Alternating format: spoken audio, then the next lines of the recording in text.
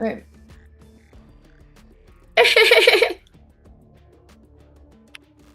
Okay, awesome. Just join the like Sips and Strats VC1, and then I'll ping people when you're in there. Just so I know. All right. Thank you so much. Sorry about that. Bye.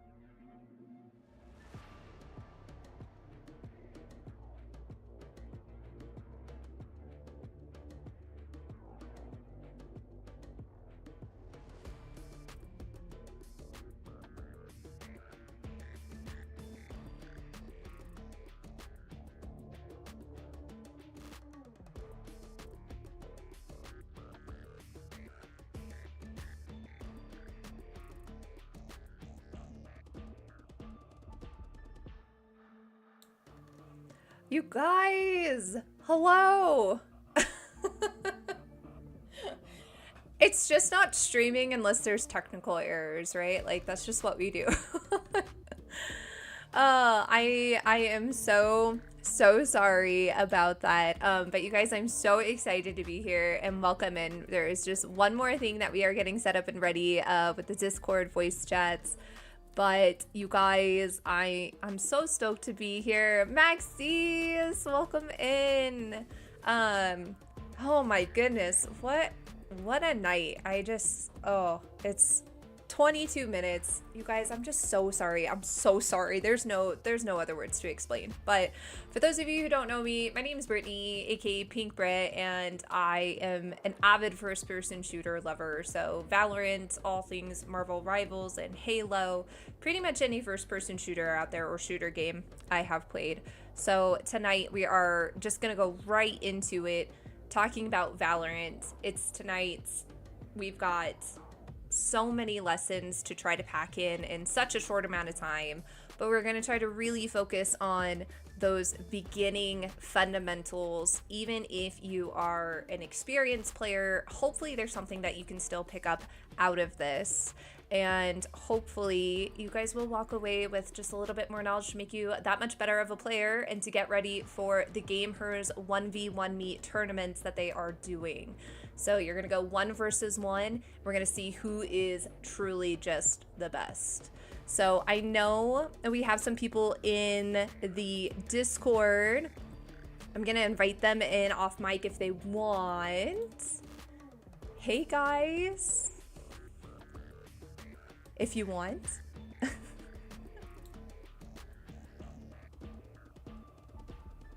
Hello? Is anyone with me? Hi, can you hear me? Yes, hi. How are you? Good, how are you? I'm good. Do you want to tell me a little bit about your Valorant experience? I worked on Valorant for like a little bit. I'm not good at the game though, at all. I worked on the Valorant publishing team for Riot, so I'm excited to learn a little bit more about the game. That's so cool. Oh my god, hella nervous now. Oh my gosh. That's like Oh the no, coolest no, thing.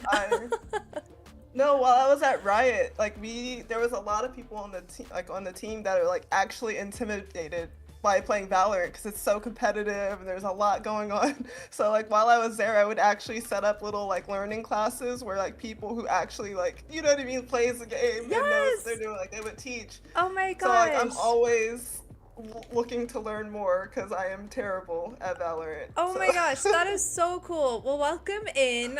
You talking thank about how you. sweaty the game is just reminded me that I gotta make my drink for tonight. Because Valorant is extremely competitive. It's such a sweaty, try-hard game sometimes, but we're here to have fun. We're here to break it down to that introductory level. So I'm gonna have some of my liquid IV tonight to get ready for our really intense, not really, it's not gonna be that intense. We're gonna have fun. We're here to have fun, and that's what ultimately video games, any video game, is all about, is having fun and just hanging out with each other, with this wonderful group of girls, with these wonderful people, learning a new game, and just having fun. So if you have any questions, feel free to like let me know. I wasn't entirely sure how we would do this, so I really just have it as a me explaining and trying things out. I'll tell you guys when to go into the range or like when to try things, and I hope everybody has fun and enjoys.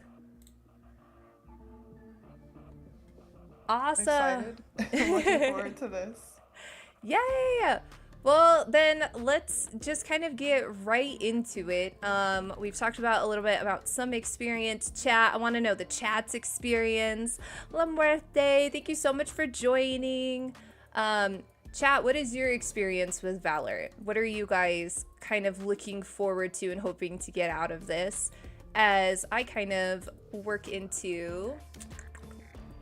Let's work into the range so that way I could bring up some of our characters and roles and get into kind of the first lesson.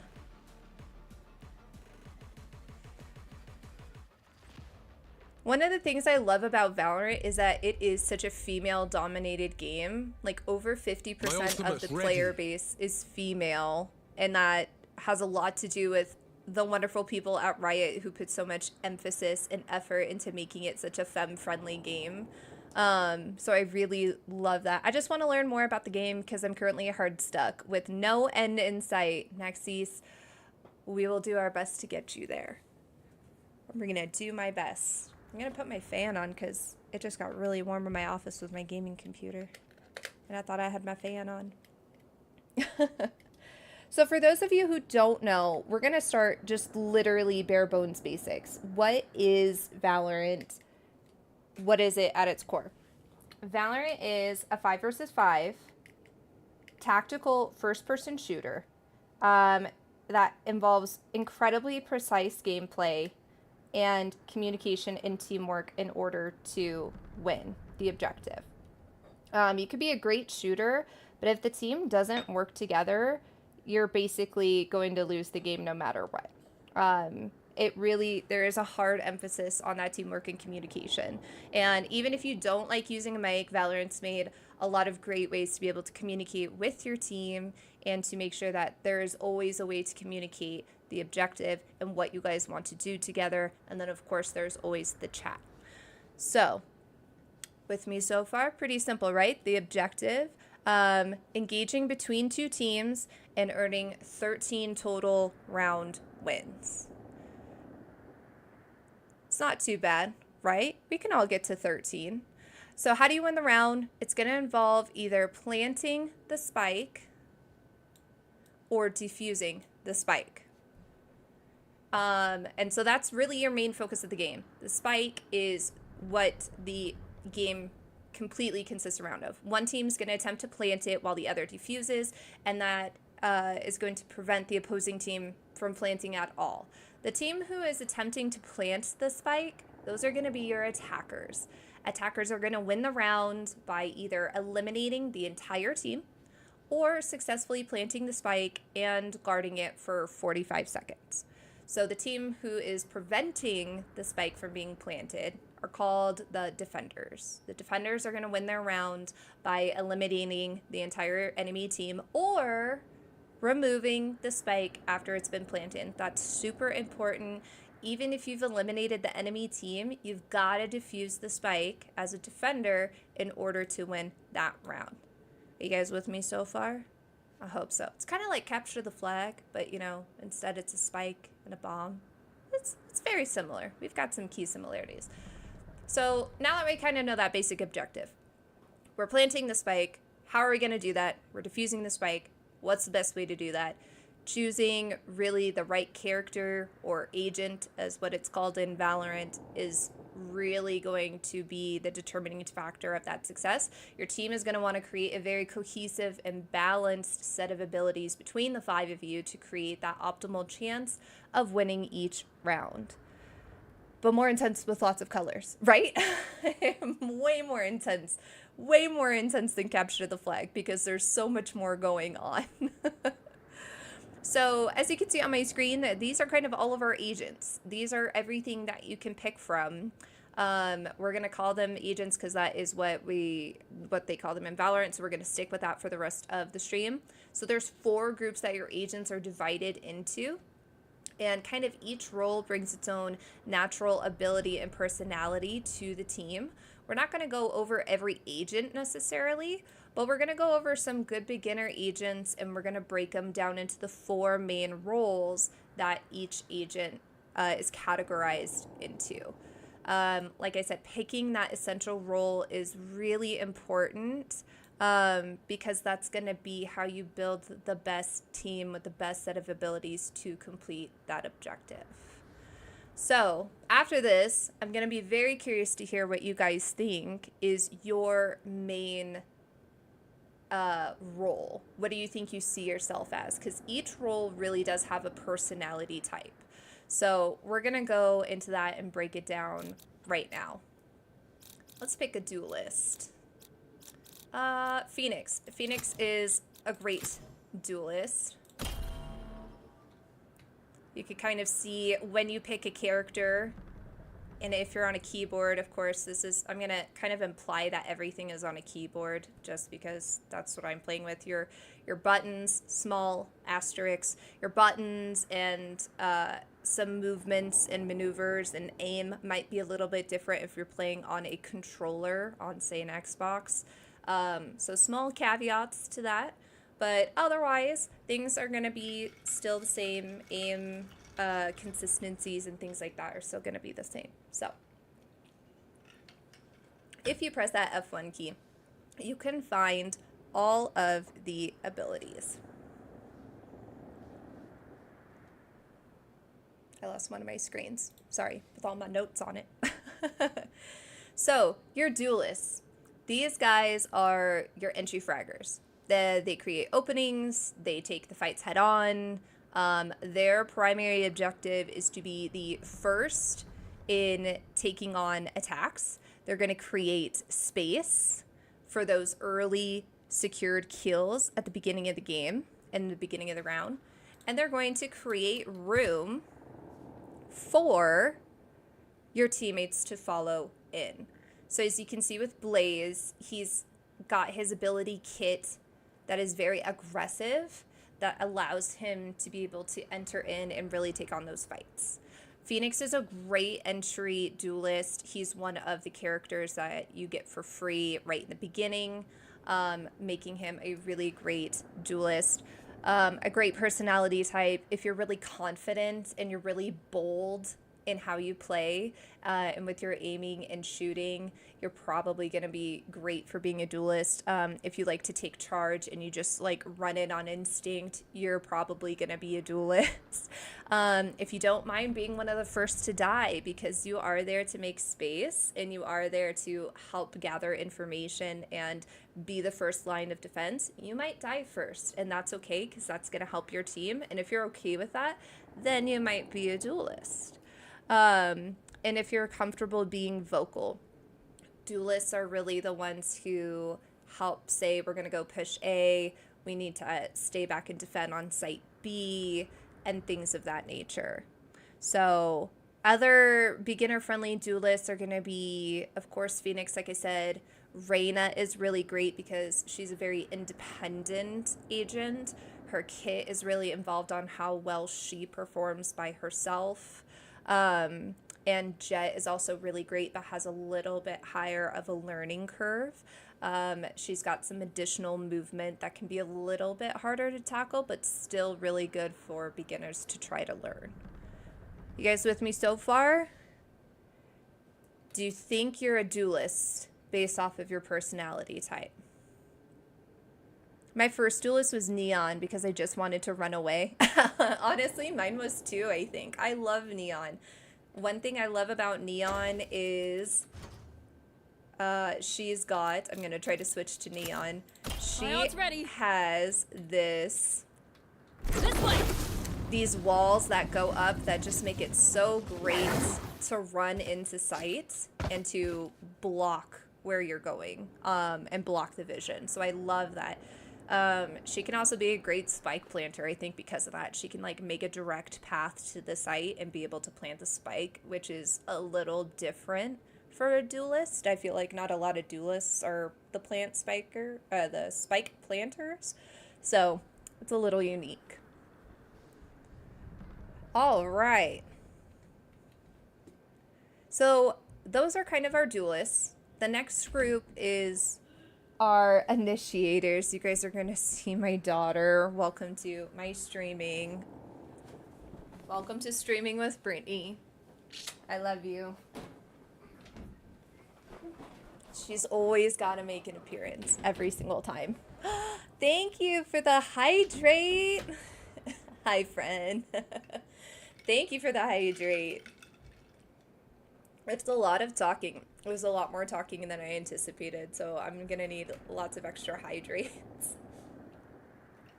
It's a good thing that I have the liquid IV in here, because yeah, that's definitely, we're gonna be talking a lot. We're gonna be practicing too. It won't be all talking, I swear. Hello, Analog Amber, thank you so much. We will get into a custom lobby. We'll talk about the different game modes, and we're gonna have some hands-on practice. And you're welcome to go into the range if you guys are like, if you have Valorant on your computer or on your game live with me, like definitely go into the range and like follow along, look at all these different agents and all the different groups. That'll be super beneficial. Liquid IV is a voice saver. It definitely is. Which reminds me, you guys can save, I think it's like 10 or 15% on Liquid IV just by being here. I thought we had like a little thing. Maybe we don't. I'll find out more about that. Or one of our mods will. One of our beautiful mods at the gamehers.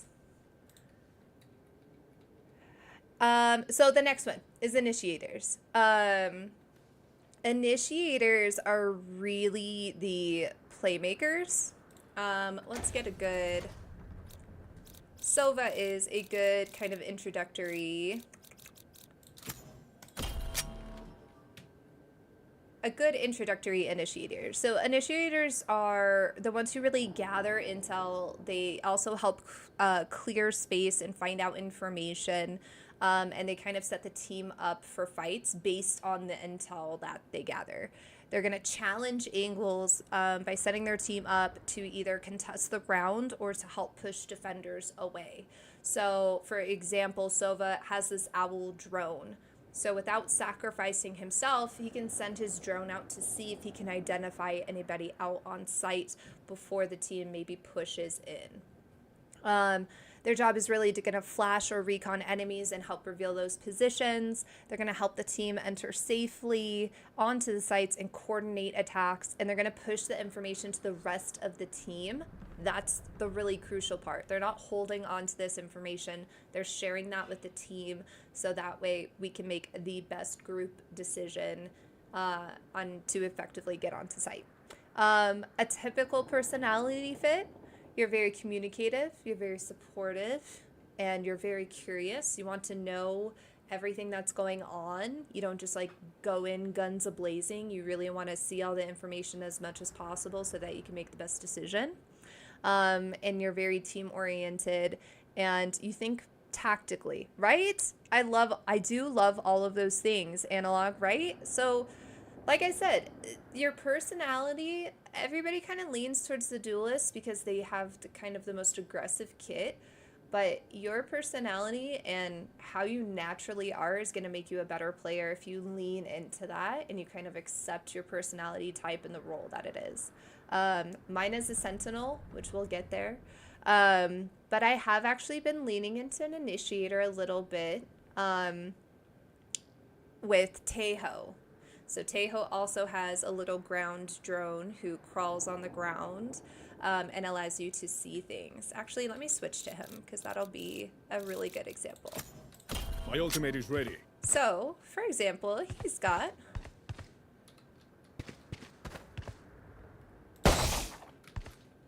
Let's get some pretend enemies over here. I'll go over the range setup and how you guys can do the same thing so you can practice here in just a little bit. But this is his little ground drone. So he can go in before I have to and identify all of those people. So right here it says 10 agents and it suppresses them.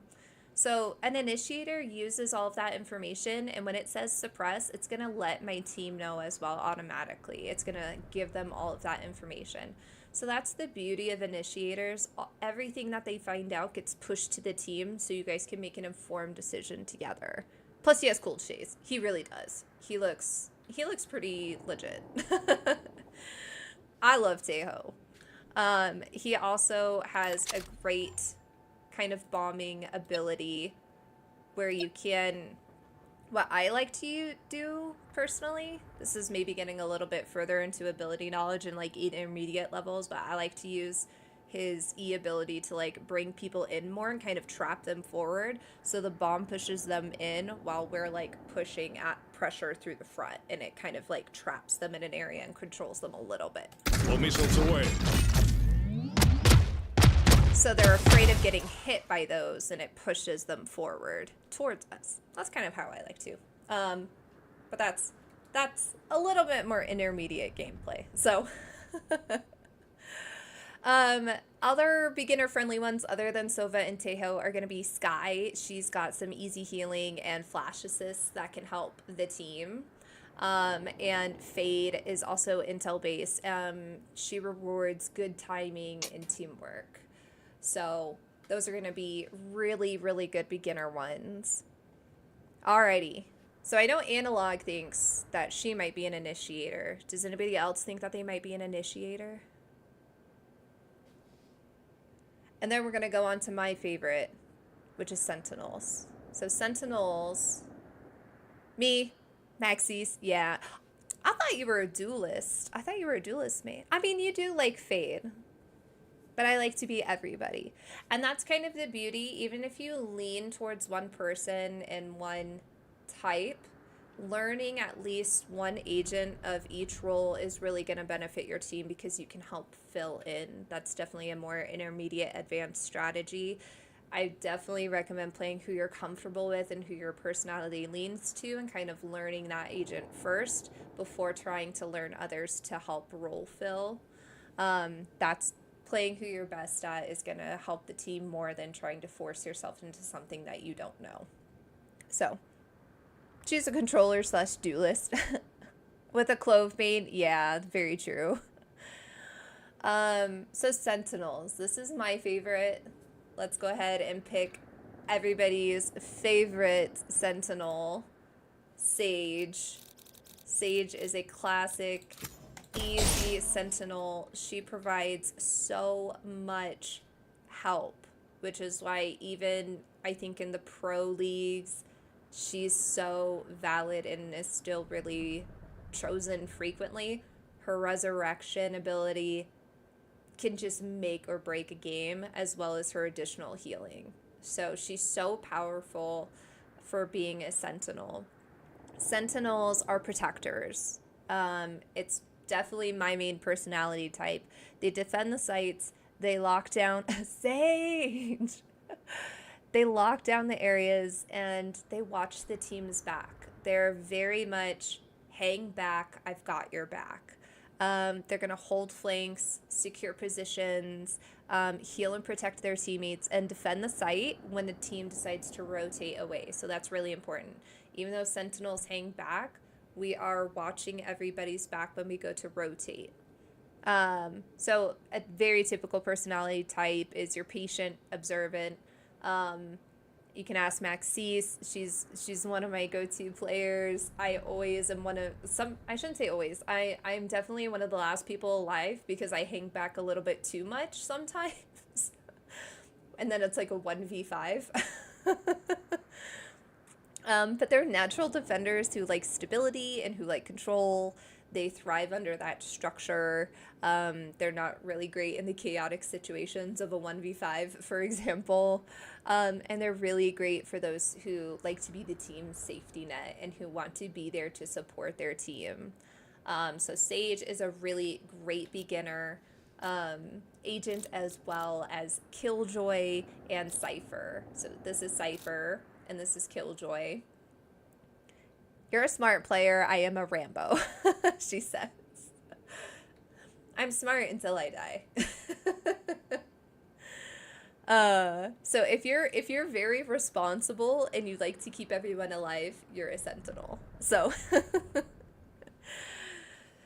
So do you guys think you're a Sentinel based on that knowledge? And then last is a controller. These are the kind of main strategists. Brimstone is a classic controller that you get right in the beginning. He's an already unlocked agent. You don't have to earn him. Hi, welcome in. Thank you so much for joining us. Oh, I'm trying to hop in back. Ads. I'm so sorry. Ads. I can wait. I can wait maybe like 60 seconds. This will also be recorded, so you guys will be able to come back and watch this too. So that's the good news with that. All of this is going to be available. And then, of course, we have 2 more workshops that we're going to be doing in the future. So make sure you're following the gamehers on their social channels and participating in the app, because those events you can RSVP again. Hopefully, we'll have all the technical stuff figured out since we figured it out this time. And you're going to get even more intermediate and advanced gameplay knowledge to help you guys, especially for that 1v1 me tournament that they are hosting. So, small little plug. Fun tip about Sage I learned last night. You can rotate your wall in any direction. You didn't know that. I did. I feel so special. I knew that, actually. Yes. I didn't know that, and I always rotated my body. Yes. So you can, there's like a quick button for Sage. Actually, let's just go. We could go back to Sage really quick.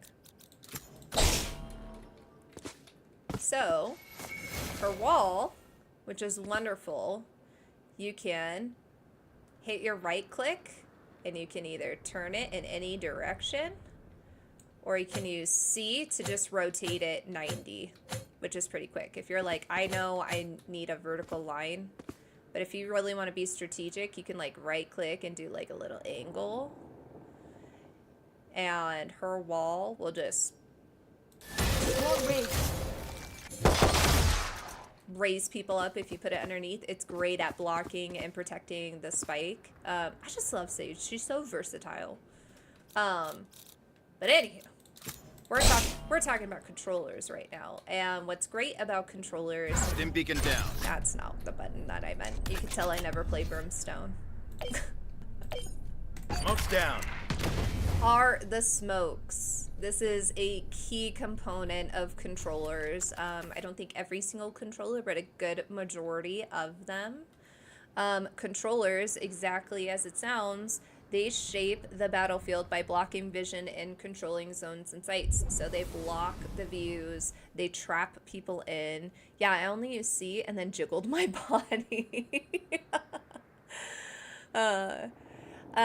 So they use the smokes or the walls to limit enemy sightlines, to cut off angles, and to support team pushes, anchor down sights, and slow down enemy advances. So if they're trying to rush onto site A, you could put that smoke or a wall, and you could block them, forcing them to rotate where the rest of the team could be, and then eliminating that team.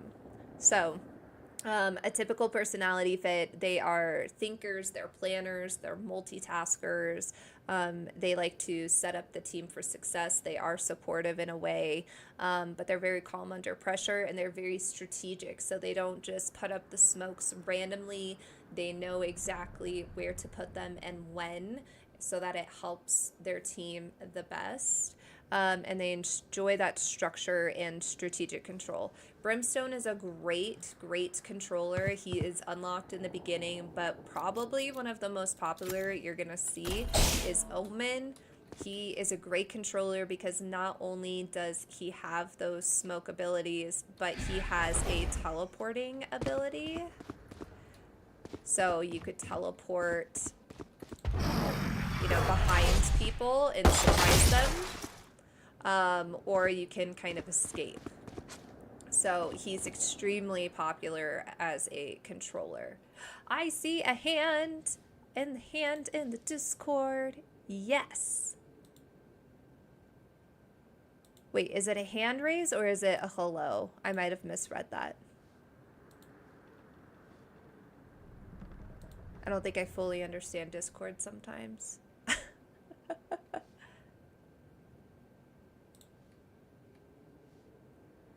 JK, I think it was just me. Never mind. If you guys ever do have a question, just let me know. The little like symbol came up on the left, and so I thought it was like Zoom, where you know you raise your hand and it like announces that someone has a question. But I think I just, you know, work from home too much, and I don't think Discord's the same way. All right, so let's take a small little intermission. I want you guys, if you've got Valorant live with you, I want you to go into the range, and how you get into the range is, ooh, don't go to desktop, is on the home screen. There's going to be this little practice button on the bottom left. You're going to hit practice, and you're going to hit the range, and I want you to try to find an agent that matches your personality type. And if we can get a poll, I want to know what role you guys think is your best fit. My ultimate's off of ready. Hearing these different personality types and kind of what each one does. My ultimate is ready. And then I'm gonna take another drink.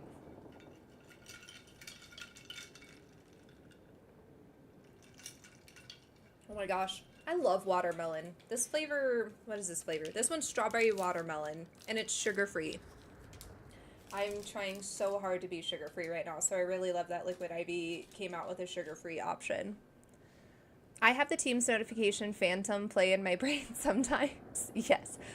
Brimmy is awesome, but his footsteps are so loud. They are. His footsteps are really, I feel like everybody's footsteps, are they not the same? Do some people genuinely, like, do some agents genuinely have louder footsteps? I don't even use Teams. I hear it in my brain. So definitely come to the range. What I will say about the range is every player is, you're able to explore every player in the range, but that doesn't mean when you go to play a game that they will be unlocked. You do have to earn the agents and unlock them. So this season we have Vito. So if you play enough, you can unlock him because that's this season's agent. Here we go. You know, this is where I should have really been when I was talking about all the agents. I'm sorry, you guys. We'll hang out here for a minute and we can kind of rotate through them. And you'll also see the description. So down here, you know, it says Sentinel. Sentinels are defensive experts who can lock down areas and watch flanks, both on attacker and defenders. So you can read, and you'll be able to read all of their abilities if you come to the agents. So you can see what each one does. But this little guy right here on the upper right, that's hopefully not blocked by my, it's kind of blocked by my border. I'm gonna pull down my game screen just a little bit, just so you guys could see it. There we go. These little kingdom credits, this is how you unlock future agents. So the more you play, the more you get these free little credits, and that's how you can unlock more agents. So if you want to try somebody in the future, that's going to be how you do it. You can play in the range, but I think that's the only option. I can't remember if you can in a custom lobby or not.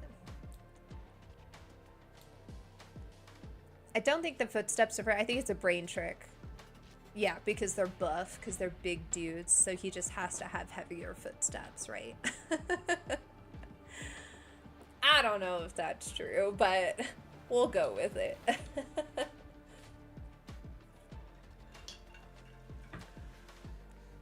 So Vito, so this is Tejo, for example. We went over Sova a little bit. He's got that drone.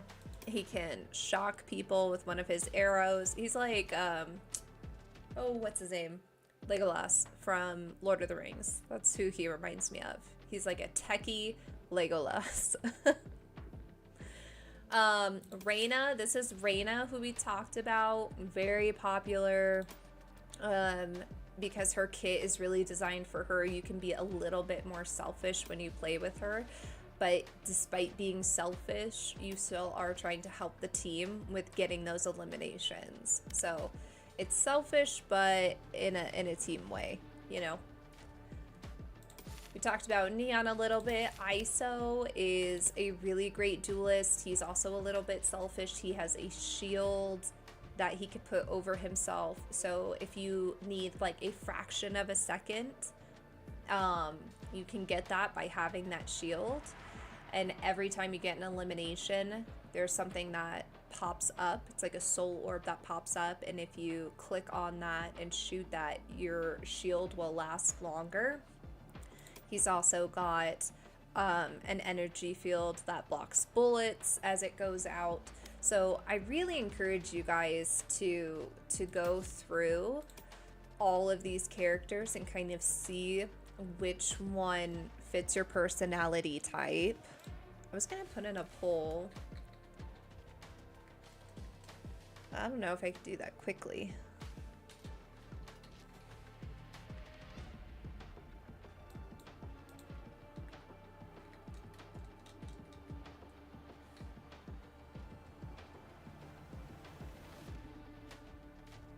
I have to pull on the given channel? Yeah, we won't do that.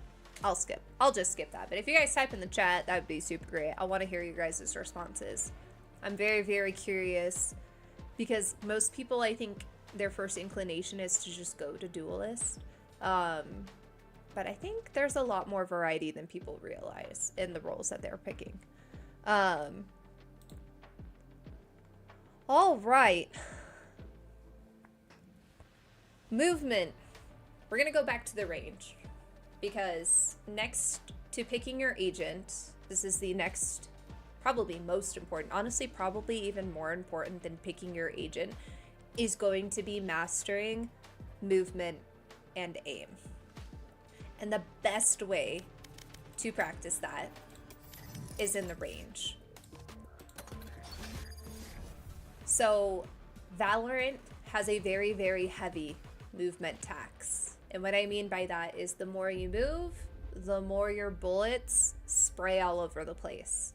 Valorant is a game of very, very precise movements.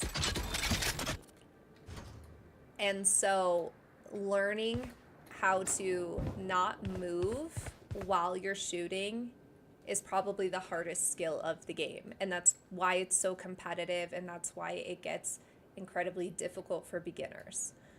So just standing in place, you can see my recoil. You see that line, how it kind of goes up. Now, if I'm even moving, you see how it gets even worse? Look how high that went. That is what we kind of call the movement tax, or like a movement penalty. That movement, trying to shoot at the same time, you're basically missing what would be an entire person. It's going completely around them. The literal only way to avoid that is to not move when you shoot. And that's very contradictory to pretty much I'm trying to like go through my Rolodex of games, and every game pretty much has that. I have been having some fun trying Killjoy. I love Killjoy. Killjoy is one of my favorite Sentinels as well. So like I'm a big Sentinel main. Sage and Killjoy are my main two, and I've been like experimenting more with Teho. I don't think I'm doing a great job at it yet, but you know, we're getting there. Every agent has their own little tips and tricks kit. You could probably spend an hour or more on tips and tricks with every individual agent. So like learning one and really trying to master it is a great way to go to set yourself up for success. I love KJ. But you won't be able to find the one that you like until you kind of pick and choose a few. So definitely explore in the range and in some Swift plays. We'll talk about what Swift play is in a little bit, but back to the movement tax. You guys are distracting me. No, I'm just kidding. I love it. Keep talking in the chat. Chat is always welcome. Questions are always welcome. Comments are always welcome. I absolutely love it. So, the range is going to be your best friend with learning this movement task because it is a safe place for you to practice the movements without obviously being attacked from an enemy team and without that high pressure. It's very low stakes. It's a lot calmer. So a great warm-up to do is always just coming into the range and playing around. If you look down at this menu, you have a few different ways that you can practice. I definitely just come in here and pick what you would like. Practice is where all of the bots just come up and you can just practice shooting them in a very kind of low, very low stakes. The start button is the settings. If you kind of look over here on the left-hand side, it says shooting range. That is your settings for the skills test. The skills test is just like a timer-based practice setup to try to eliminate as many bots as possible under whatever circumstances you put into the range. So if you want easy, if you want them to strafe, which is what moving back and forth is called, you can do that. If you want ammo on them to make it harder, you can. So you can really customize whatever settings you want and just start practicing. It's going to be the best way to improve. So a great transition into strafing. What is strafing? Because that's going to come up a lot in Valorant. Strafing is simply the movement of moving left to right on your keyboard. That's typically your A and D. Just moving back and forth. That's going to be strafing. So this is the secret to being able to move and stop and shoot. That's your basic movement in Valorant. So you're going to move, shoot, move, shoot. And the more that you practice that, the better that you will get. If you slow it down enough, if you move too fast, see, I start having the recoil and the spray that just is absolutely nowhere to where I am aiming. But we shoot, stop, shoot, chafe, shoot. If you just practice that, that's going to be your key.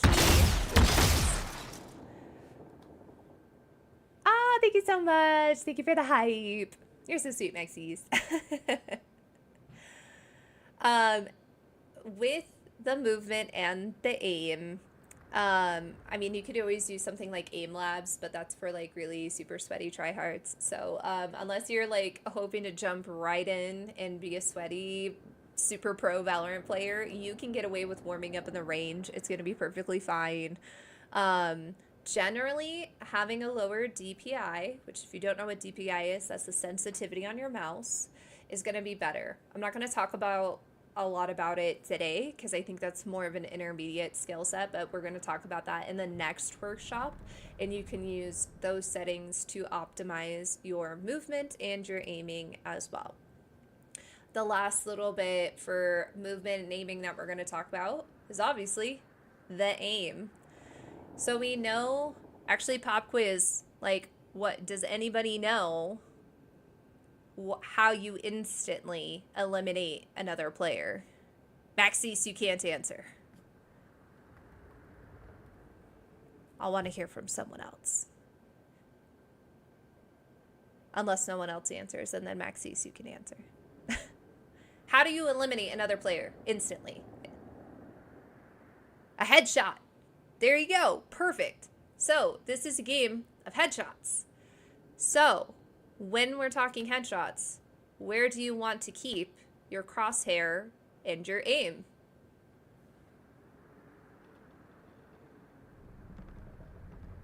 Anybody? I'm looking at chat. I'm looking at chat.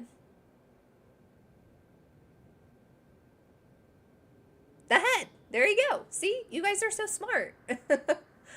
So, with a game that focuses on headshots and eliminating... I don't know. No. Head or slightly above. Exactly. With a game that puts that extra emphasis on headshots, the best thing that you could do to set yourself up for success, even if you think you have terrible aim, is keeping your crosshair at head height.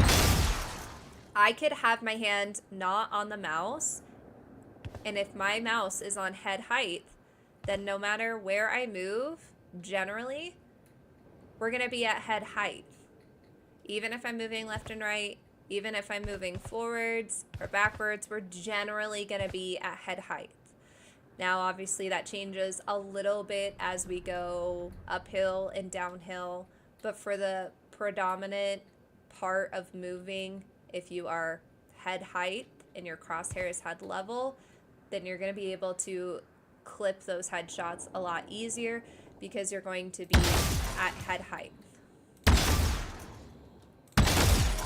To make that a little bit easier, I really recommend having a smaller crosshair. You can see that my crosshair is just this tiny pink dot. It's really not big. It's not taking up a lot of my screen.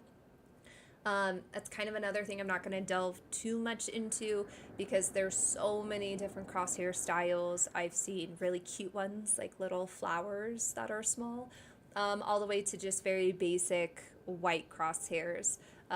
You could spend hours talking about crosshair design.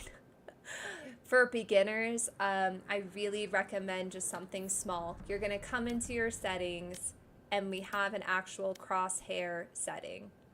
I recommend just coming in here and kind of creating something or even Googling something that is really small, crisp, clean, and that doesn't block. I have mine as pink because I want to see it. And of course, I'm just, pink Brit. My favorite color is pink. So I gotta have me some pink crosshairs. But you could have any color you want. You can make it really any size you want. Come in here and play around a little bit. You might need a slightly bigger one. Maybe you don't need the outlines, like the actual cross. Maybe you just need a little bit of a dot. Go in the range and play around with it. You don't want it to obstruct your view too much. You do want to see what's going on and being able to see the head heights and actually see the heads of your enemy agents. Bonus question, what gun can you eliminate a player with full shields with one headshot? I think I know this one. Before I reveal it. Actually, it might be two. Yeah. I was about to say, I was like, I think there's actually more than one. So, yeah. So the operator can just one-shot anyone, I think, with full shields, if I am not mistaken. And then your Vandal can one-shot with full shields. Right? Yeah.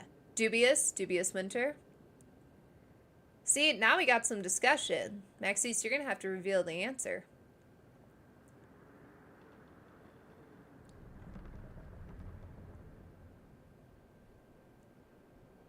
Woo! I love the emoji. Woo, woo, woo, woo. And that's something that we're going to talk about kind of in the next workshop as well, too, is going to be like all of these finer details and weapon choices, shield specs and things like that. So we're gonna start diving real deep starting the next workshop. This one's just gonna be really high level overview. So back to movements. There are 4 basic types of movements. You can obviously walk forwards and backwards and side to side. You can also crouch, which makes you a little bit lower. So obviously if I crouch, I'm not really at head level anymore, I'm at chest. See how they're not being eliminated right away? And then jumping, and then we have walking. So this is kind of running with my weapon. If I hit my space bar, we now are walking and my footsteps are silent. So each one has its proper time and place to use, obviously. Walking is extremely common. This walking with the silent footsteps, it allows you to safely cut the pie, as they call it. We will talk about that in the next lesson.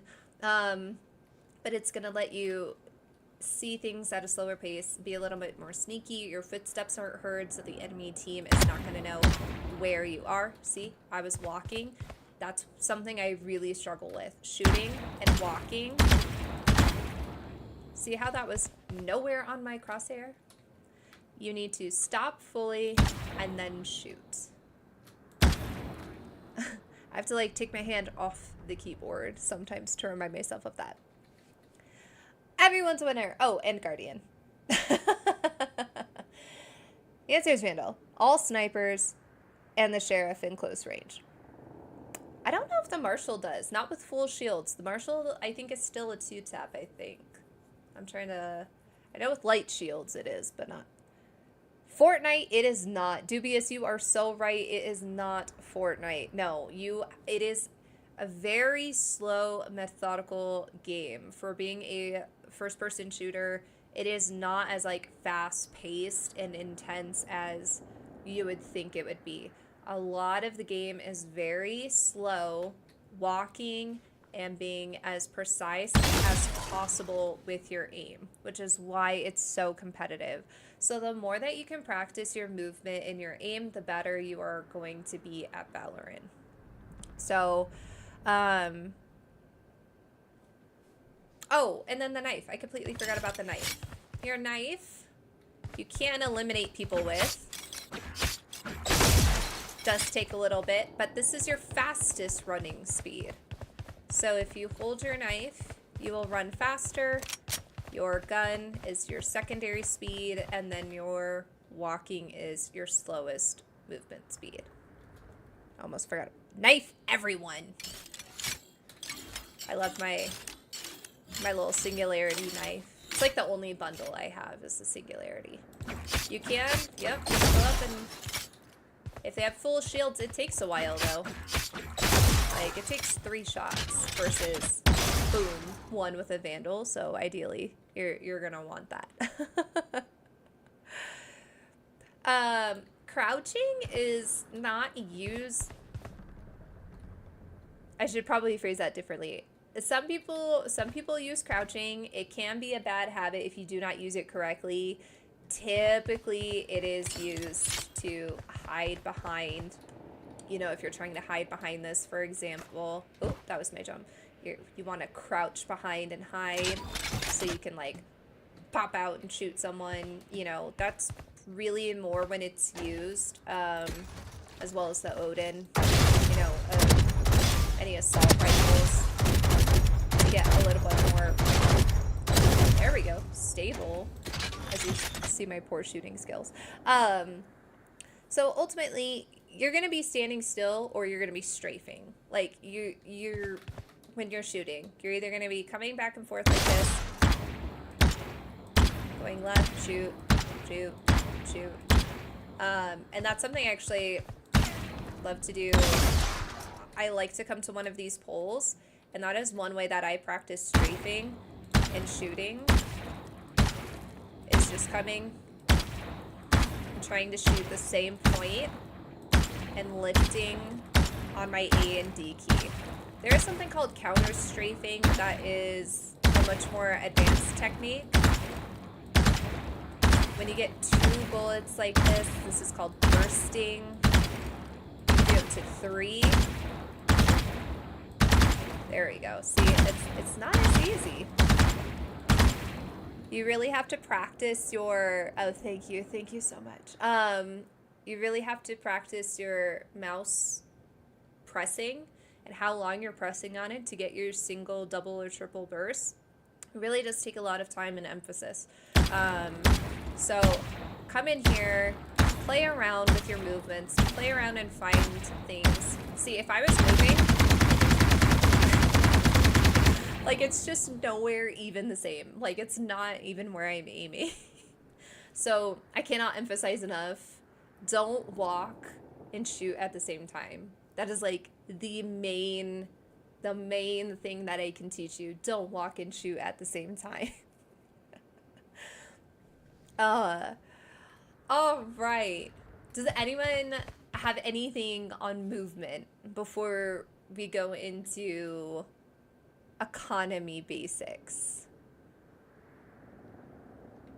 I think we'll actually go into game modes and then economy basics, I think. And then maybe we could do a jump peek. So we're gonna cover peeking in the next one. This one's like really super basic. I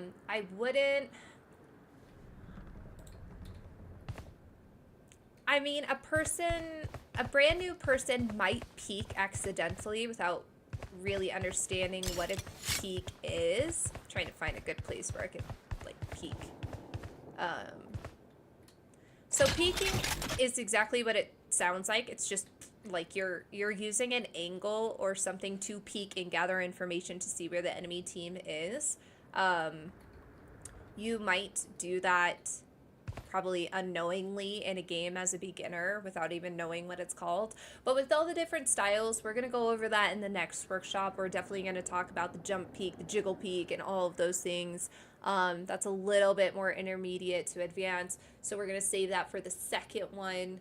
And we're going to get super technical to level up your gameplay in that one. Hopefully we're still learning some things, even fundamentally, that you may not have known about. And hopefully we're bringing in some new people who've never played Valorant before. Hopefully seeing this makes you want to play Valorant and it doesn't feel as intimidating, and everybody will feel welcome and ready to jump into their first game of Valorant. That's my goal by the end of this, is that somebody who's never played feels comfortable enough to jump into a Swift play or an unrated game. So hopefully we'll get there. So actually with that, let's go into game modes. We'll go into game modes and then we'll go into buying economy. And then that's really, I think, all that I had. We could do a custom with some of our wonderful people in the Discord and see what you've learned. We can kind of play around, and yeah. I already feel like I could. The walking and stopping advice is much different than Fortnite or Apex. Definitely. Apex is probably one of the only first-person shooter games that I haven't really played. I've watched my son play it a few times, but I might have played like once. I've played Call of Duty like a handful of times. Like when I say Battlefield I've played, when I say I've done first-person shooters, I've done a lot of first-person shooters / hero shooters / shooters. It's definitely very different. Fortnite, you have to be able not only to like run and shoot, but slide and shoot. Halo, gosh, I remember when Halo first came out and like jumping was the thing. If you could jump and shoot people. Oh, I hated jumpers in Halo. It was just the worst.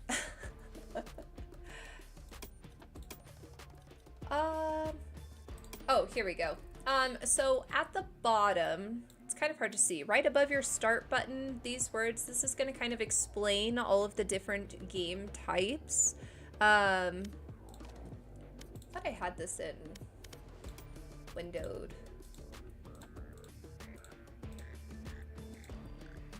I messed up. That's okay. Here, actually, we're going to change it really quick.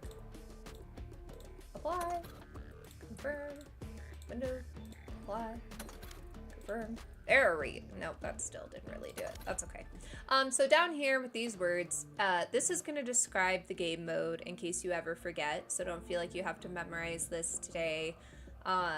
It will tell you at the bottom what each game mode is. So unrated right here, this is going to be your standard. I remember those Halos days, right? It wasn't always great. It's like great in hindsight looking back. You're like, oh, Halo, such fond memories. But then you actually go and play. Like I play Halo Infinity sometimes and I'm like, oh my God, this is the worst. Oh, the Halo days. I do, and I played, I think they call it Tactical Slayer now. It used to be called SWAT. And I used to play, it was basically headshots. It was headshots only. You had no abilities, you had no other things, and I think that's one reason why I leaned towards Valorant and wanted to play Valorant, because I was like, it's the same thing, it's headshots, I'm great at that. But it's very different. That movement is very, very different. The crouching, the jumping, and all of that stuff, you cannot really get away with doing that in Valorant. So, unrated is going to be your standard game mode.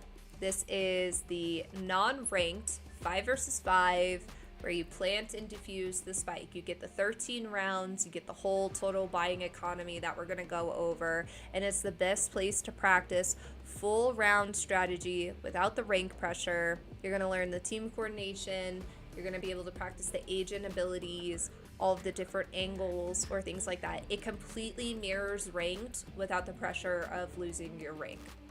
So if you want to experiment with new lineups or anything safely, this is going to be your game mode. And I'll also preface with every game mode I think has value to your gameplay.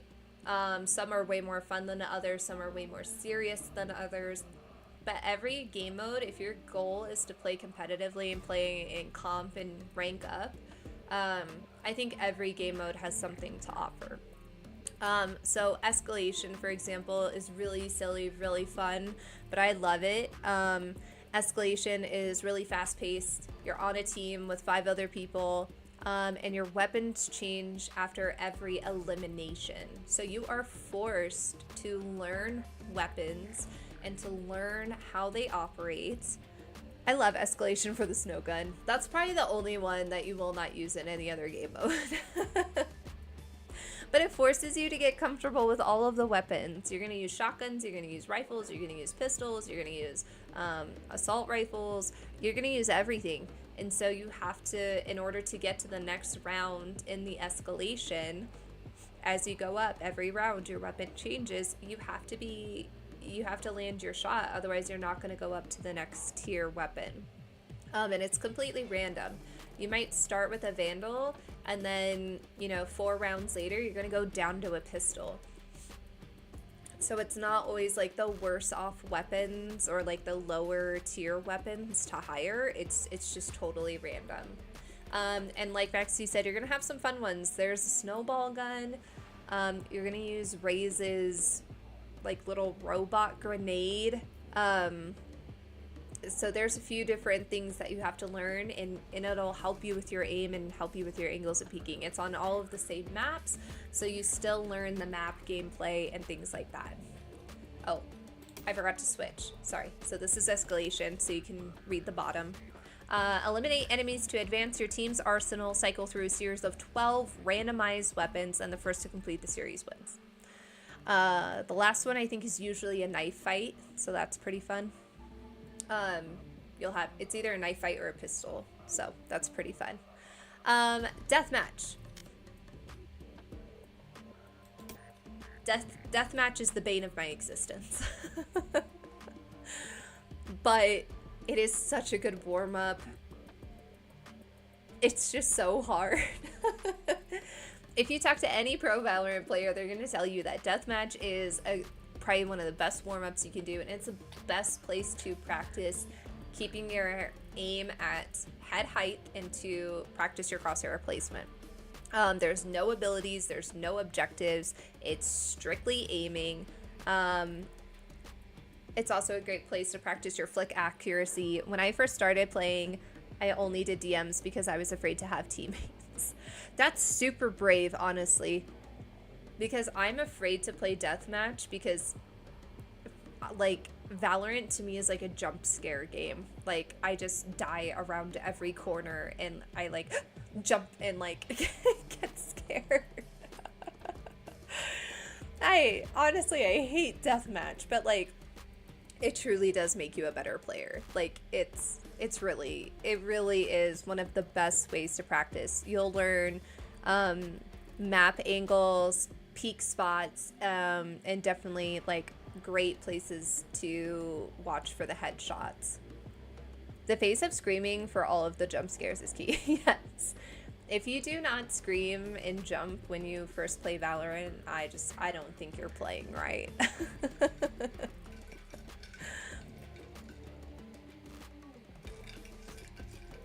Oh, I love watermelon. Just watermelon and anything is so good. Makes me sad summer is over though. It is pumpkin season, so I'll allow it, but okay, Spike Rush. Spike Rush is a shorter game with added power-up orbs and randomized weapons. You still play it defuse or eliminate the enemy team to win rounds, and the first 4 wins. It helps you practice quick decision making. You have to really pay attention to your ability usage a little bit more, and adapting to some different loadouts. So again, still something that you can learn from Spike Rush. There's things that you can learn in all of these game modes. Because the rounds are so fast, it can train your team to read strategies a little bit quicker and to capitalize on short-term opportunities. So you have to process the environment faster, and so you have to process your guys' objective a little bit quicker. Obviously, a custom lobby, it allows you to do anything and everything, which is great. You could set up a personal drill or a 1v1, like what we're going to be doing with the gamehers 1v1 me tournament. We're going to see who the best duelist is. So if you guys want more information on that, small plug, definitely go download the app or go to the gamehers website and follow all of their socials for more info on that. You are going to be able to win a cool, crisp $100 MasterCard gift card, I believe, is the prize for that tournament. So if you want a nice, yes, definitely go check it out. And you can practice in a custom lobby. That's where we're going to be doing those 1v1s, is the gamehers custom lobby. And it also, if you just want to place, say, as practicing Omen or Clove, and where you want to put those smokes, and without the pressure of an enemy team shooting at you, learning where to hide behind a wall, maybe using Reyna's Blind, because Reyna's Blind, the Leer ability, you can actually use through walls, which I didn't honestly know until recently because I don't really play duelists. That can actually go through a wall. So practicing all of those little nooks and crannies is really great in a 1v1, because you can't do that in the range. Even though you can practice the ability, you're not going to be able to practice those precise spots and placements. And so a custom lobby by yourself even is a great way to do that. The last, or second to last, is Swifties, Swift Play. It's one of my favorites. It's one of the most popular gameplay versions, honestly, in Valorant. It's a shorter game of Valorant with a simplified economy. Plant, defuse, or eliminate. It's the first to 5. So take unrated, shorten it to 5 points, and you've got a Swift Play. You still have to understand buying economy. The credits and usage is a little bit different, but it's still relatively the same. Oh my gosh. Sorry. I'm not used to talking so much. You would think. I mean, I do stream, but this is a lot. A lot of information. I hope it's not talking too much. Please let me know if it's too much information overload for you guys. So it's perfect when you're doing great. Thank you so much. You're so sweet. So So it's perfect when you want like real match pacing, but you don't want the 30 to 45 minute time commitment of an unrated game. So that is the thing about unrated. It can take a really, really long time, especially if you're going with a very competitive team that is at your skill level. You could go into those overtime rounds that just last forever. Swift play is a great way to get around that. So it's really, really great for testing new agents. If you're like, I just want to try this out, you get 5 rounds. You get to try them out in real gameplay versus the range, and you just can end it in like 10 or 15 minutes. It's awesome. I love it. And then team deathmatch. Team deathmatch is a little bit different. It's different maps than what is normally featured in unrated. 45-minute rounds. Also, me will not surrender at 45 minutes in League of Legends. That's exactly right. That's hilarious. Exactly. It's the same. Yeah. There's it can be really long. That's what's kind of nice and like not nice about it. So you do get an abundance of time to try to understand what the other team is doing and understand your own team strategy. It's not like it's over in the first 3 or 5 rounds. I've even had teams where it was like 8-0, and the 0 point team ended up winning the whole thing. Like when it switches, when you guys switch sides from attackers to defenders or defenders to attackers, the whole game can change. It's a whole new game starting over. So it really can take 45 minutes, but it's kind of nice. I do enjoy that sometimes. When I don't have the time, that's where I do a swift play. Escalation I also love, but it does tend to have a higher wait time. So fair warning for that. But team deathmatch is a little different, like I said, because the maps aren't the same. So if you're trying to practice map like topography and like the lay of the land, team deathmatch isn't probably the best one to do. You are on teams. It's ability enabled team deathmatch on different sets of maps. You progress through a series of increasingly powerful loadouts, and the first team to 100 wins.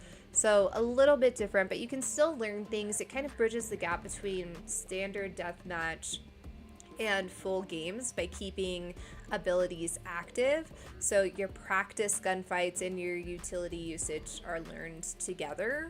And it can help build combat rhythm and like movement still. You still get movement practice with the shooting and things like that. So there's still things to take away from it if you're a little bit intimidated by regular deathmatch like me. You can still do that. And then of course, the last and the coveted competitive ranked standard Valorant with a ranked ladder. You prove your skills. This is like the exam after everything that you have learned and practiced. No room for error, no room for mistakes. This is where you go to just go be sweaty. It helps you be consistent, of course, competitive. Spend 3 years in bronze. Okay, I'm afraid to show you guys my rank, because then I feel like you're gonna be like, we should not listen to this girl. I've never actually played ranked until this season, so because I've been so terrified of it. And admittedly, Marvel Rivals took me away for a little bit. I'm kind of Marvel Rivals obsessed. So, but I do love Valorant. I love how competitive it is because I am such a competitive person.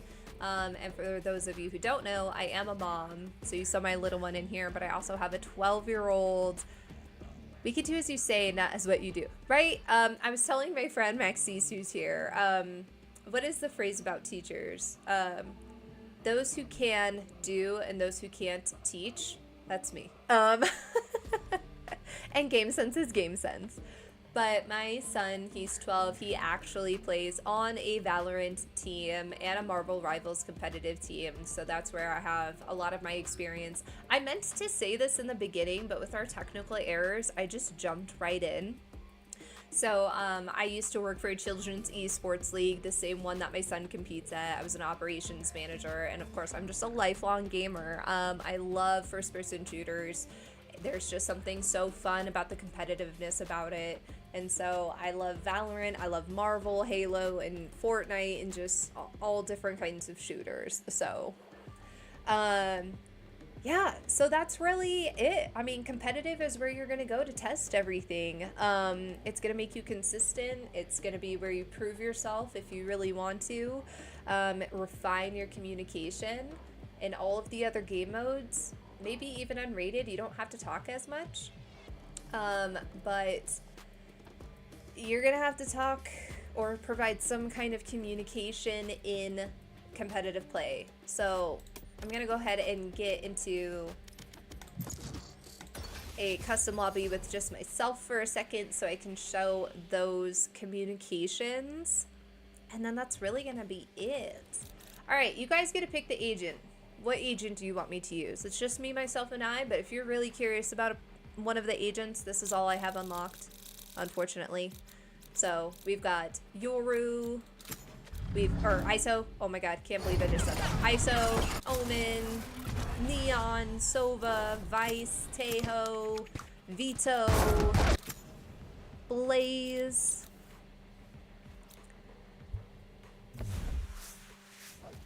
What you think? Jet? Oh my gosh. I'm so bad with Jet. But I can do it. I might be able to change my player. I don't actually know. Cool. Let's go. And buying economy. So we have two things to go over. Communication and buying economy. And then we're done, you guys. And then I could play like one Swifty, I guess, if you guys really want. Or I could do a custom lobby. I would love to know from the people in the Discord if they want to do a game together. And then, of course, we're going to have some homework before our next workshop, which is going to be in November. Gotta show new players how to buy a skin. She's a duelist, whoops. Yeah, she is a duelist. Can I even buy? I can. Oh, we're in like a full custom. Okay, so this is not what I would ever do, but I didn't realize there was a timer. I thought I would get to like I thought I'd get to like show a little bit more about the buying economy and stuff in the custom.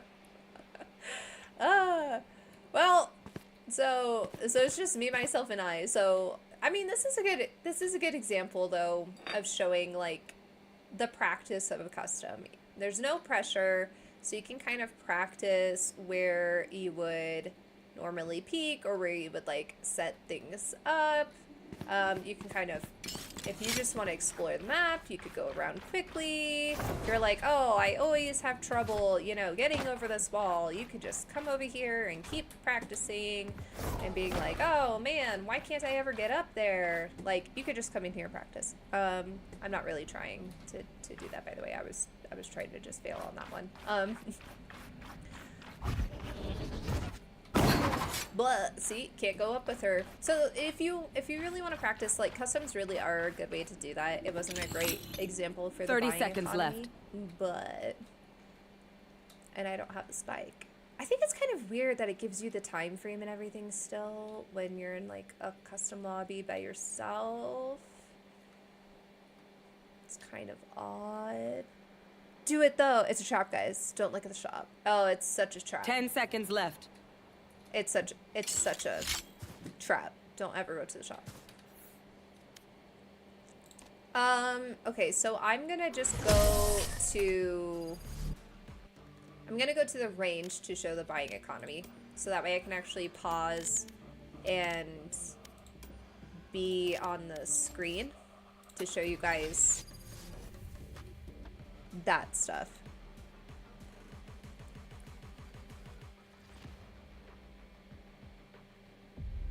I guess I might have to go back. My to the ultimate's custom ready. actually. We're just all over the place. It's okay. Okay, so buying economy. There's honestly so many different strategies when it comes to buying economy. Like there's so many micro strategies. We're not really going to focus on those today. There's a lot of different things that you can do. Ultimately, you want to communicate with your team on whatever your team thinks is the best thing to do. Generally, that is kind of what's advised. This is your buy menu. This is what it's going to look like on the screen when your game loads and when you go in to buy. This is what you're going to use to purchase your abilities and your equipment at the start of the game. It's called credits. You're going to receive 800 caveat. This, the credit breakdown I'm about to give you is strictly for unrated and comp. It's not for Swift play, and it's not for any of the other game modes that might involve buying credits. So, small caveat. So you're going to receive 800 credits at round 1. Generally, this is called the pistol round. You can go as high as you want with the sheriff if you really want to try to secure those kills right away. If you want to try to save, you can stay with the classic. That's your free weapon. Ignore the 999 credits right here behind. Oh, you can't see it. Let me move my face really quick. There we go. So up here, this is going to tell you how many credits you have available at the start of your round. Mine says 99,000 because we're in the range, but normally that's going to start out in the 800 range. Oh, I had a pop-up and I was like, what? Each kill you get is 200 credits. This is where precise gameplay and like precise headshots is going to come in. The more eliminations you get, the more credits that are going to become available to you. And that's a good thing. You're going to use that to buy your abilities, to buy shields, etc. Planting the spike is going to give everybody on the team 300 credits. That's why it's really important to play the objective. Everybody will get credits when that spike is planted, but you also have to make sure you are defending that spike. If you win the round, you get the 3,000 credits. If you lose the round, your team is only going to get 1,900 credits. Now, if your team loses twice in a row, then you'll get 2,400, and heaven forbid you lose 3 in a row, you are going to get 2,900. If you die, you are going to have to pay to replace your weapon. That weapon does not come with you into every round unless you survive the round. So, survivability is also very, very important. Otherwise, you are going to be spending all of your credits on trying to buy weapons, abilities, and shields. And we don't want to do that. You want to try to keep your funds to help your team or to replace the abilities that you use each round versus the expensive weapons. I don't know if I can sell. Let me try to switch. My ult is ready. Yeah, see, I come full. This is why I wanted to go into a thing. So normally these abilities are going to be empty and you're going to see a cost. They're usually a much less expensive range. They're going to be anywhere from 200 to probably 600, depending on the agent. And depending on the credit situation, this is going to look like a very wide variety of things. You're going to have things like full buys or half buys that we're going to explain here in a little bit. But it really is going to depend on your team. If your team wants to save or think it's a better idea to save, then you might need to hold back. Again, this is where communication with your team is going to become really important. So the first round in the game is always the pistol round, and the round after switching sides is also the pistol round. Generally, you don't want to overspend but anything that can help you or that can help your team. So maybe spending on abilities versus your pistol could be a good idea. Anything that's really going to secure that upfront advantage into the next round. Some people choose a light shield and a very basic ability. Some choose a heavier pistol if they're really confident, a confident duelist with that crosshair placement and with that aim. They may choose a sheriff. It just kind of depends. So you're going to want to learn how you play in the beginning, and you're going to want to see what your team is purchasing, and maybe go a little bit off of that. The saving round, this is when you buy as little as humanly possible. You'll take the risk of trying to find a better gun on the floor. So after someone is eliminated, you can pick up their weapon. You're going to risk it for the biscuit. You're not going to buy one. You're going to try to find one.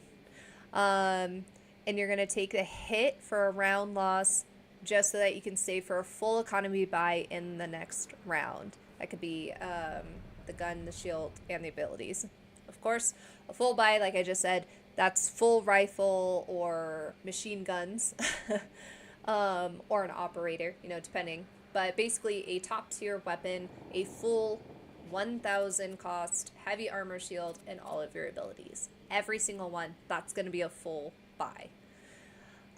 In between those, there's really, like, there's going to be a lot that you could do. I've seen in the second round, like, purchasing a marshal because that can get through light armor. There's a lot of micro strategies when it comes to buying, but those are really your first three that you want to know as a beginner. Your pistol round, your full buy, and your save. All of the specs are going to be off to the right-hand side, so you can see how much damage something does to a person, to the head, to the body, and to the lower part of the body. You're going to see the spread, the recoil, any additional abilities that it may have, or features, such as the Odin. On the very bottom it says feature. The rate of fire increases over time. You're really going to want to pay attention to those so you can make the most effective purchase with your credits that you possibly can. Generally, the Vandal. The Vandal is kind of like the #1 weapon in Valorant. It does that one tap headshot with the heavy armor, as well as the operator. The Odin I don't think does, but it's so fast it kind of looks like it does. I mean, it's a beast. The Odin can also shoot through some boxes and like walls and things like that in Valorant, so you gotta pay real close attention if somebody's buying an Odin. But that is the very, very basics of credits. I'm gonna buy. You can use these communication buttons. Who needs a buy? To let people know that you want to save, or that they have extra credits. And then to buy, you're gonna left click on said gun of your choice. And to sell, so if you change your mind, if you're like, oh no, I didn't want the Phantom, I actually want the Vandal, you're gonna right click, and that will sell it back so you get your credits back. You can also request by clicking right click on a chosen weapon, and if your teammate has extra credits, hopefully they will purchase it for you. Odin on Lotus, right? That map is the worst. I hate the Lotus map. I don't know what it is about it. I don't know if it's because of the middle site, but it drives me nuts. All right. So that's your very, very super basics of buying economy. You're going to learn micro strategies as you start to play. You're going to understand, maybe I shouldn't, like, we've lost a few. I'm obviously not getting a lot of eliminations this round, so I think I need to save for some stronger util and for some stronger weapons. You'll start to learn those as you continue to play. I remember what I went to the custom for in the first place, and that was communication buttons. I kind of forgot and got lost in it because of the time. The timer scared me on that.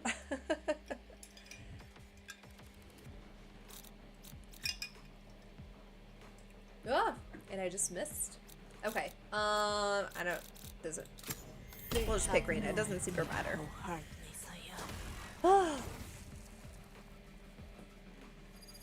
And then what? Do I just do? Are we just gonna end it, or should I do like a Swift play? I don't know if you guys want to see me play a Swiftie. That's gonna be.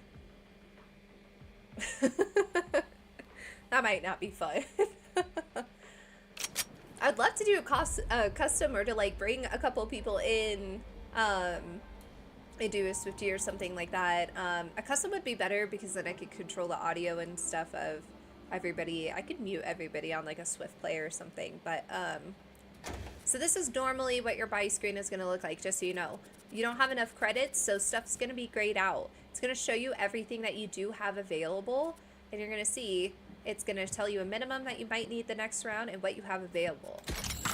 So generally, I like to go with a ghost and an ability. I like to try to stack up on my abilities, and that's that B button on my keyboard to buy. It's going to tell you right under buy phase, it says press B to buy, so it's going to tell you how to do that.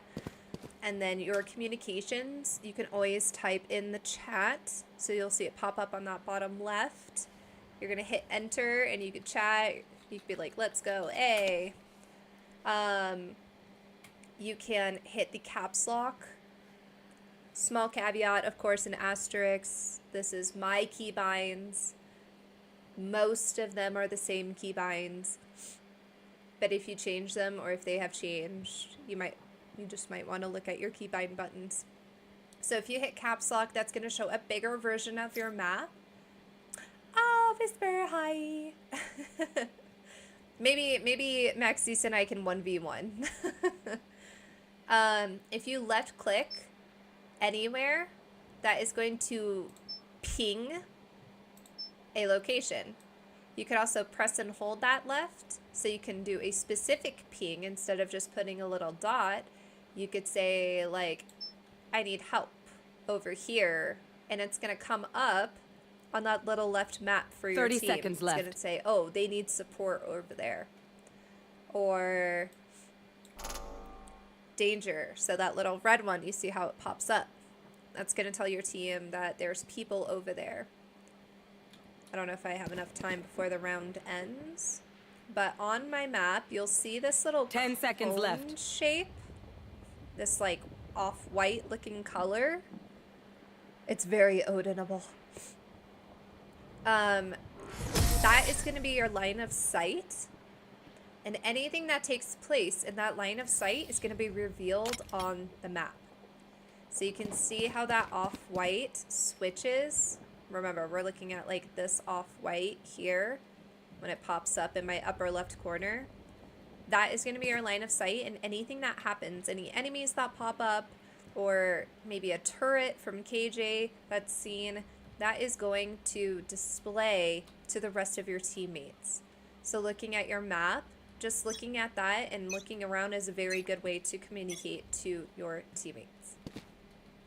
The last thing is the comm wheel. Mine, because I have a gaming mouse, I have 2 thumb buttons on my mouse that I have for my comm menu. You might be able to change it on yours, but we have some tactical options that you can say, like Rush them. rush. So you could say like rush them, and then, you know, ping to B, because you think they're on site B. You could say, I need healing. I need heals, which gets pinged to me a lot when I'm Sage. We have combat ones, so if somebody's asking something, if they have a mic, maybe you don't. Yes. Yes, you could say yes or no. Nope. Stick together. And then there's some social ones where there's just like, Thank you. thanks, or sorry. Forgive me. You want to We've encourage got them. this. We've got it. There's plenty of things to make communication possible if you don't feel comfortable miking up, which a lot of girls don't.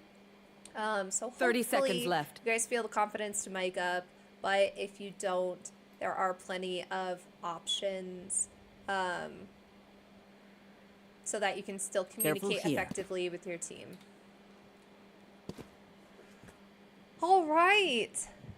Well, I think that is the last 10 seconds thing left. that I really had for you guys. Do you guys have any questions on anything? Was there something that wasn't covered basic and fundamental wise that you really wanted to know about? My goal is to really try to touch on everything. So if you had never even heard of Valorant before, you could come in and you could play your first game confidently and know kind of what to do and what to expect.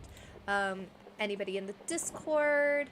Or do you guys want to see a game? I could do a Swifty. I could do just one Swifty. I don't want to like totally do my own gameplay or anything, because this is like a team activity at a workshop. But what do you guys think?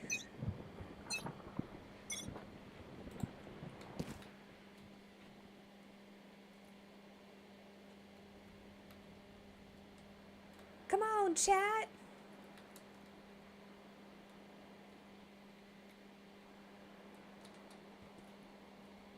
See, I didn't slice my pie there to make sure nobody was hiding.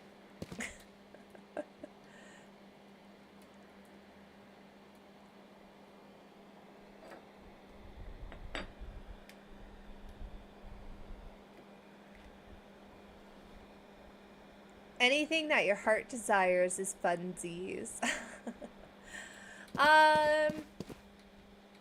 I don't know. I think that's really it that I had for this time. So we can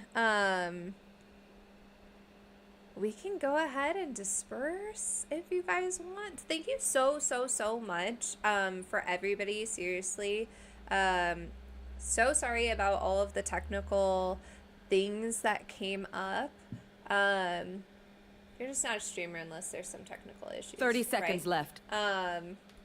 We'll go ahead and do one Swifty just so you guys can kind of see some live gameplay. I'll make sure to I'm gonna turn everything off as far as chat and everything. I'll put this down here so we can cover the chat.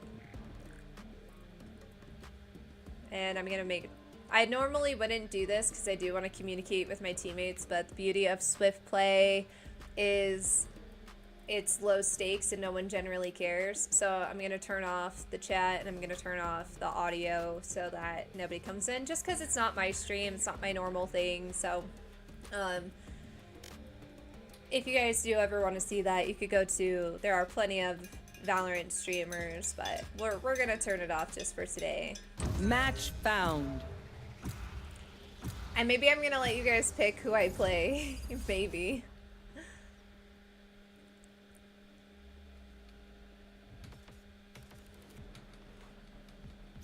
Oh, I can't turn it off from here, can I? I'm gonna play KJ. Relax. I've already sorted everything. Okay. I'm gonna mute. I'm just gonna mute the game in case somebody starts talking for a minute until I can get to the settings menu, and then I'll turn it back on. Click on your sound button. Oh, that's right. Thank you. I totally forgot about those down here. Thank you. See? There's always something to learn. Click on your button. I'll turn myself off.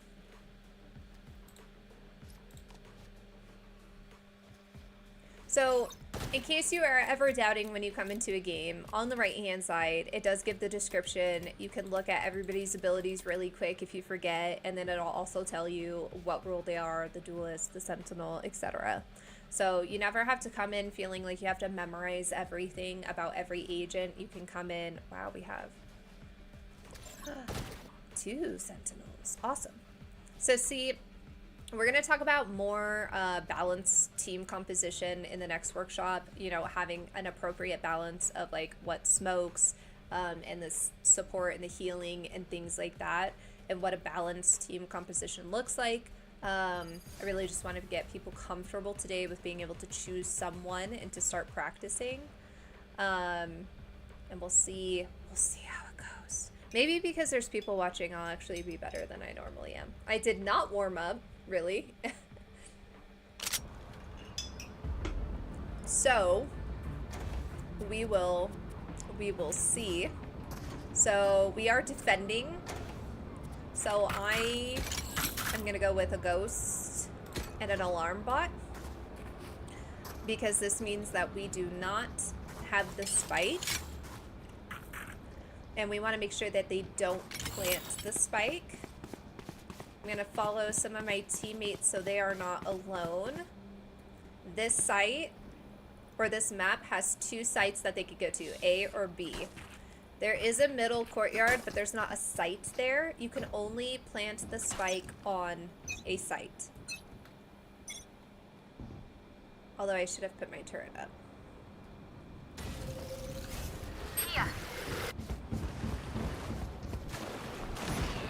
So see, we've got a wall to try to block our vision. I'm gonna put the turret up here. Oh, see, that was terrible. That was too late. I shouldn't have done that. See? Spike down B. Last player standing. Look at that gun. That's pretty fun. Oh, it's a Zed gun. I love Zed. I love EDM music, you guys. So this is, see how quick it can go? So they eliminated our whole team as the attackers, so therefore they won the round. So now we're in our second round. With Swift Play, you get more credits, so like I said, it's not quite the same. So I'm gonna go for a Spectre. I want this. I want to try his gun out. And I'm gonna put my turret mid in case anybody comes through there. That's the beauty of KJ. You've always got something to watch your flank.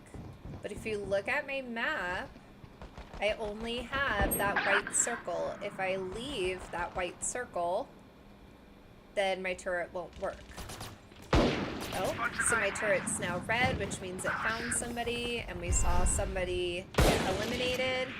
Globe is using his smoke so that I cannot see as effectively. Ah! You can blind your own teammates and yourself, just so you know. Careful now. Oh, yep, my turret heard it a second too late. Spike planted. So my turret went off and I went to look, but I had already been eliminated. One enemy I remaining. did not look that direction. And that's gonna come to peeking. Like I said, that's slicing the pie that I'm really bad at that. I do not slice the pie very effectively. And that's something I need to get better at. I kind of just like rush in when I hear action going on. And then you just have goofing off in Swift Plays, which was always fun. But we won that round because we eliminated the team. So that's why we got a point on our scoreboard. We're just gonna full buy now because we earn credits so much faster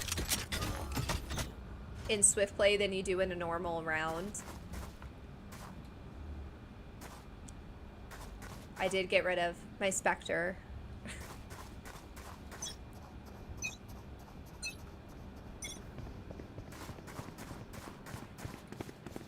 I am going to put... I think they went... Enemy spotted B. No, so they're in B. So I'm gonna put my turret here. So I can come this way. And it'll also tell you on your bottom abilities if you're able to recall something. So my turret, for example, I'm able to recall. And I just have to wait a little bit in order to put it back out. Spike planted.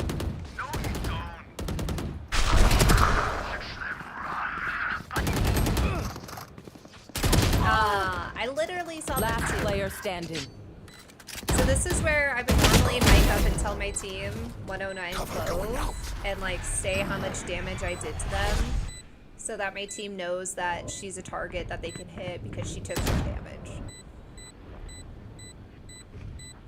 How does what you buy impact your team? If you choose to save and your team loses, do you lose your credits or abilities? That is such a great question. What you buy can impact your team because if you guys are all strong as a team together and all buy strong weapons, then you're going to be more Last likely round to in the half. succeed and get that round point. If you decide to personally save, but say somebody else has credits, you can see what your team has here. So you can kind of communicate with each other. If somebody is getting a lot of eliminations, they're maybe able to buy for other people. Generally, you always want to have some kind of shield, otherwise that just makes you vulnerable if you don't. And so you might spend your credits if you're not getting a lot of eliminations, like me right now, because I'm talking so much and I'm not focused. You had your fun. My turn.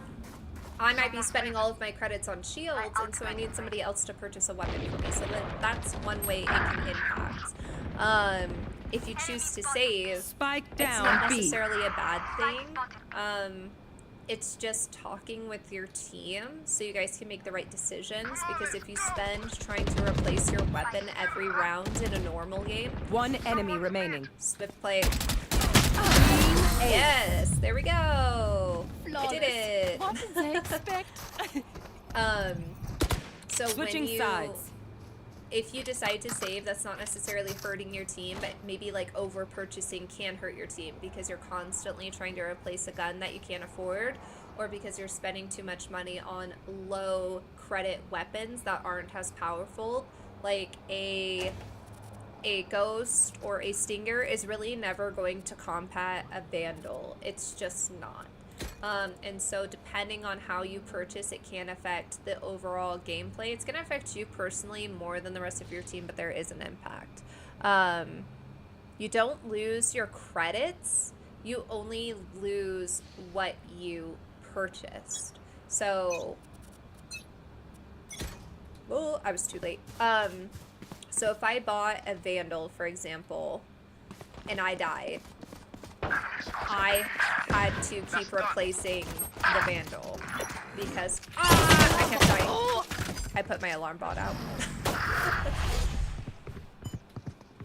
So I'm gonna let my team know that there's somebody there and that there is. So even when you're dead, you can be helpful to your team. Like, even after you get eliminated, you could pop up this map, watch their vision for them, and see if you can spot where anybody is. Reloading. Cover going out. What? Planted. That smoke was kind of weird. So they're playing. One enemy My remaining. ultimate's ready.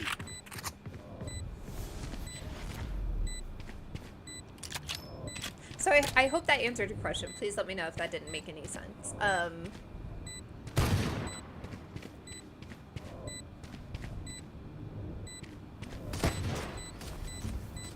Last player standing. So see how he's not rushing in? He's waiting kind of, there we go. Kind of just waiting it out to see if they go around. They were walking, so their footsteps were Match heard. point. Here we go. So this is the buy menu that I wanted to get I in. need Okay. this.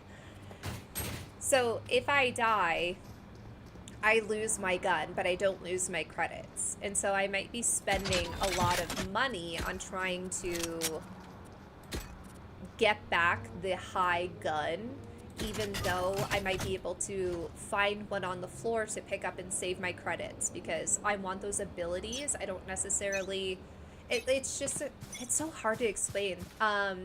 It's a game of balance. Like, you truly are trying to learn the best balance of things.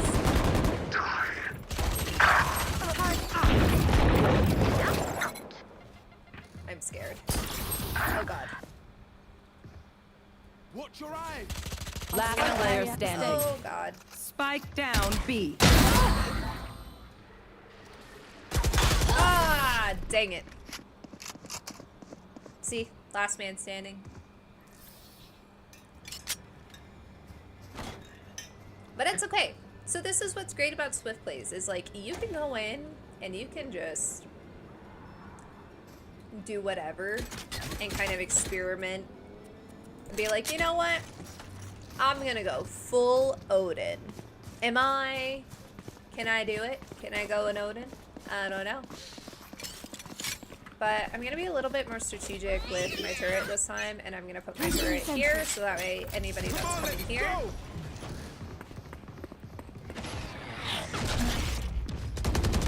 Reloading. Our spike carrier is dead. Spike down mid.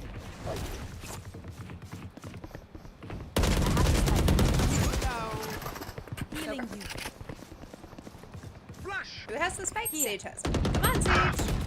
Let go. Ah! See, I should have been looking behind me instead of watching what Sage was doing. That's where we want to pay attention to every opening. Last player standing. Spike down B. One enemy remaining.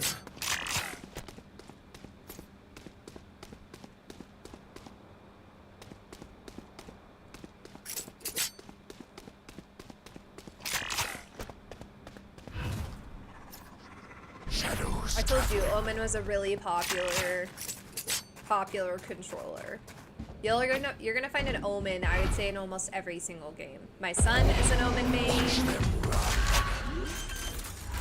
30 seconds left. It's a very nice teleport. And then he's playing off. Oh no! Oh, so sad. Why did you do that up there?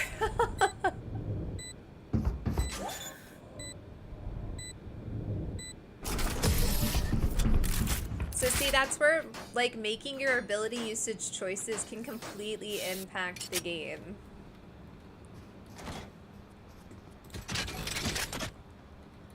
I want it.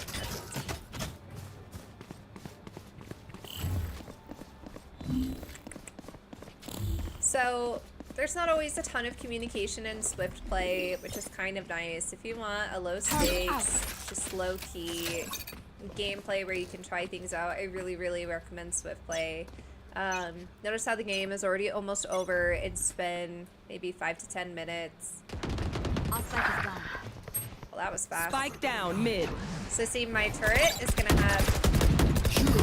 I suggest you move. Oh no! Oh no! Reloading.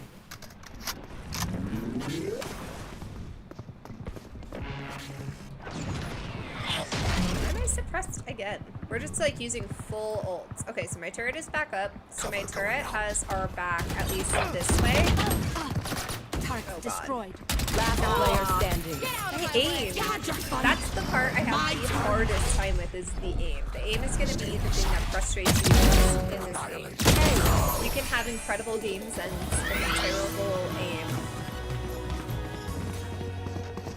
Sudden death. Sudden death. Uh-oh.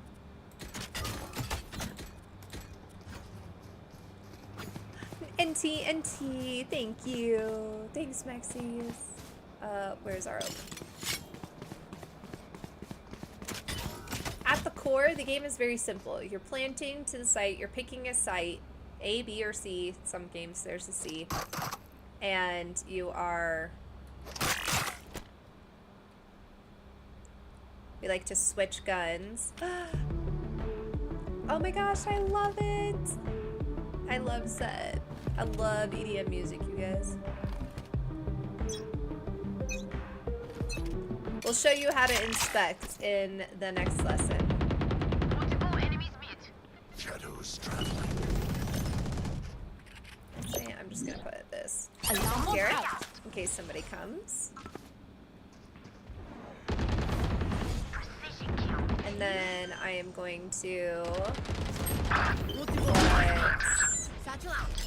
a turret up here to watch both sides for me. So, alarm bot is triggered. So, yep. Somebody's coming this side probably. One enemy remaining. So my turret is gonna notify me of somebody coming, probably before I will notice.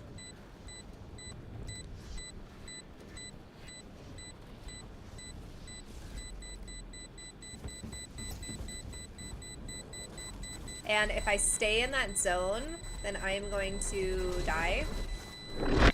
So, Turret destroyed. Attackers win. There we go. So we won. So that wasn't the like greatest example, but but we won. So that's all that matters, right? Let's go. All right, you guys. That's gonna be the end of it, I think, for today. Thank you guys so much for joining me. Seriously. Oh, there we go. We got some Radianite points.